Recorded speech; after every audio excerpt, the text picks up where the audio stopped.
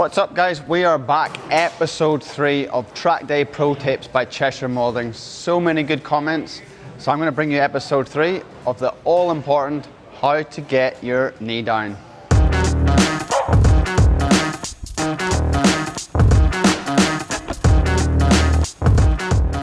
So we're here at the Yamaha Racing Experience in Jerez. I've been riding the R1M, my GYTR track day bike, and also spinning some demo laps on my race bike.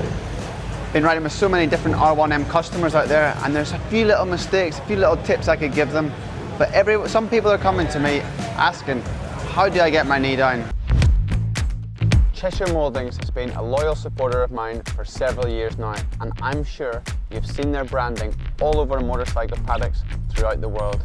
Well, they're a UK-based company specialising in high-quality stair parts and innovative DIY solutions. So, are you gearing up for your next DIY project? So whether you're wanting to spruce up your outdoor areas or renovate your inside space, Cheshire Mouldings has got you covered with a wide range of specialised products. Personally, I'm in love with the wall panelling system. It can transform any room. In fact, they did a great job in my home gym. With easy installation and a variety of designs to choose from, these wall panels can transform any space and give you that sophisticated look. So what are you waiting for? Check out the information in the description below and start transforming your space with Cheshire Mouldings today.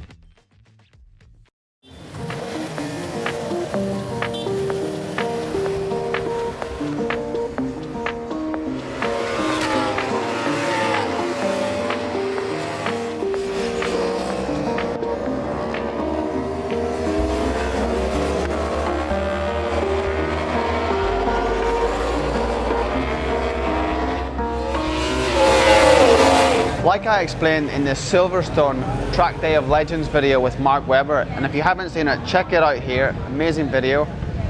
I was trying to get Mark Webber, Formula 1 driver, to put his knee down.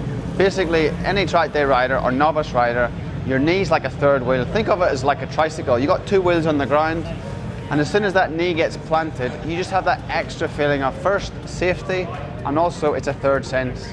You're going into corners sort of half hipping, but leaning. Yeah. Try and get off, and then as soon as you touch your knee, boom, then the confidence comes, and then you start getting, it's like an extra feeling. Yeah. Trying to body position is so big in motorcycle racing, so with car racing for us, it's obviously doesn't exist. It's impossible.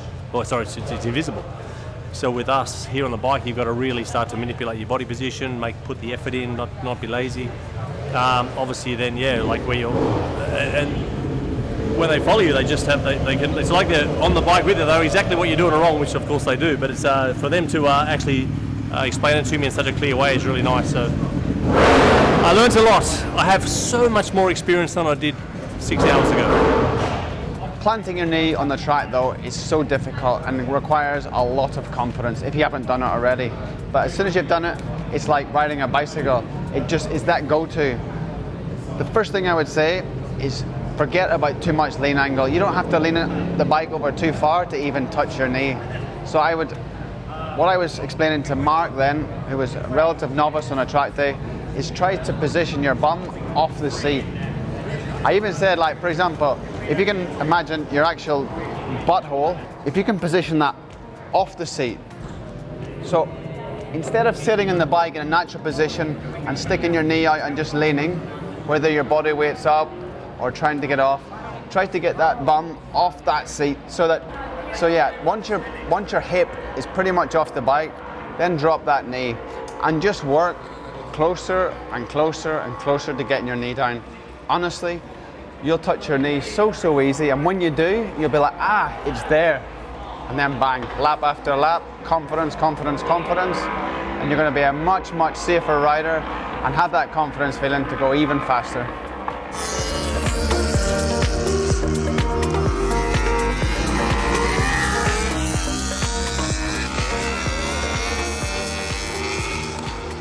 One thing I want to leave you with, here at Jerez, I've been riding with so many different riders of different abilities, and one thing rings true. People are too fast entering the corner. Too fast, and then they slow down in the wrong area, with too much lean angle, and they're fast at the wrong part of the corner, the apex. The apex is the slowest part of the corner. So please, when you're doing your track day, ABCs, brake point, tip-in point, apex. And at the apex, don't be getting on the gas with all that angle. It's not safe. These are big, powerful bikes, 1000cc super bikes. So when you're braking, aim to that apex, coast in with them trail brakes. Apex, no need to open the throttle, just be patient, let that bike turn, then pick up on the fat part of the tire. We have much more rubber contact, gas to the next corner. Hope that helps. A highlight of this trip was I was able to ride with my mechanic Yuri.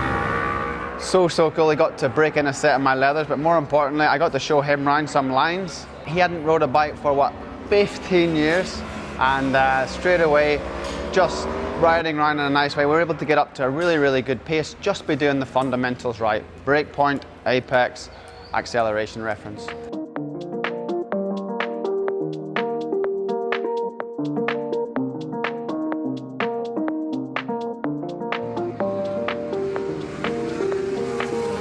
Just going through my YouTube channel comments, I thought I'd answer a few.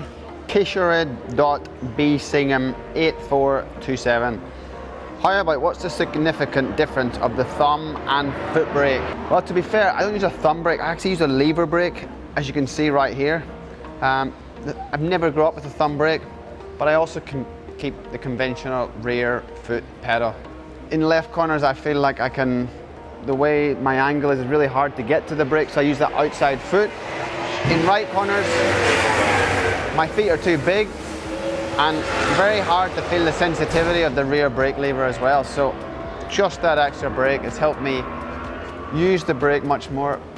Year by year, performance is going up and up and up. I promise you, until the last 7 years, I never used my rear brake. Only on a foot pedal and acceleration. Now, trying to take my riding to the next level, I've been using the rear brake for quite some years. So. Yeah, it's definitely something you have to adjust to step by step, but having that rear handbrake on the handlebar helps me in the right corners where I can't get my foot on the pedal. No idea how to say your name, but Ashuto Shbehera 4283. Don't be a goon. I like it. I reckon Don't Be a Goon merch should come very soon, eh? What do you reckon, guys? At Carlos Piana.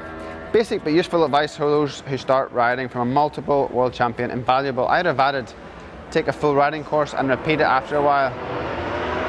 It's incredible the amount of riding mistakes one sees at the track. That includes myself. Get yourself filmed from various angles. You certainly do things you don't realize. I mean, I do. Carlo, listen, here is a very simple and basic tip, and I'm not just saying this because I'm an ambassador. But since putting an Insta360 X4 camera on the back of my bike, it really opened my eyes to my body position on the bike. Where I thought I was hanging off the bike, I wasn't really. It's another point of view that you're actually watching yourself back. So at your next track day, if you can, have a rear seat, like Insta360 camera and a front one. Then after the day's over, you can put it all together in a simple Insta360 app on your phone. Watch back the footage, you can stitch it together and make cool videos for social media, but more importantly, you can sit down and study your style and see what you could do even better. Another good question, at Track Day Champs 928, make sure the bars are adjusted to the right angle. What's the right angle for riders? Well, that is completely different depending on your riding style, to be honest. Both myself and Locatelli use completely different handlebar angles. For me, most important is the actual position of the handlebars. You know, when you buy a road bike from the shop, the angle is so tight. You know, it's very hard to move. I open my handlebars up. That gives me more leverage as well to change direction. And my mechanic, Ori, stand in the background. Ori, come here. We're talking about handlebar angles. Can you tell me which handlebar angle I run on my superbike? Now you're riding 8.5 degrees drop. And for example, Locatelli is not using 8.5, he's using another angle. Yes. So this is more drop. Yes. So like I say, there's nothing fixed. It's completely personal preference. The most important is not the angle or the position, it's that you're comfortable on the bike and you can move around. Guys, thank you so much for watching these. I hope it really helps you during your track days, but make sure and drop me some comments. Give me some inspiration to answer your comments, give you more content, and we'll get back to you in the next episode. 1, 2. 1, 2, 3, 4, 5. 1, 2, 3, 4, 5. And what are we bringing them this episode? But I don't know how to get your knee down. What?